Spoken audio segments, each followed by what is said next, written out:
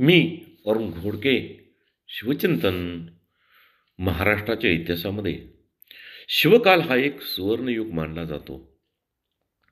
हा कालखंड फक्त राज्यकारभार तर नव्हे, तर सामाजिक, सांस्कृतिक, लष्करी आणि नैतिक जीवनातही विलक्षण परिवर्तन घडवून आणणारा कालखंड होता. शिवकालीन महाराष्ट्र हा परकीय अत्याचाराविरुद्ध उभारलेल्या स्वराज्याचा, प्रजाहित दक्ष शासनाच्या आणि लोकशक्तीचा प्रबळ एकजुटीचा अभिमानास्पद पुरावा आहे. शिवरायांनी गडकिल्ल्यांना सुरक्षा दिली आणि आधुनिक आरमार उभा करून हिंदवी स्वराज्याची खऱ्या अर्थाने अंमलबजावणी केली. या कालखंडामध्ये कला, साहित्य आणि संस्कृती फुलली.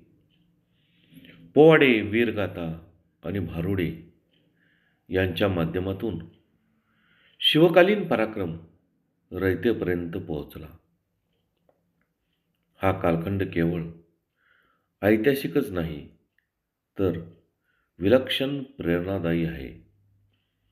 शिवरायांनी निर्माण केलेले स्वराज्य आणि त्यांची मूल्ये, न्याय, स्वाभिमान, अस्मिता दीपस्तंभ आहे.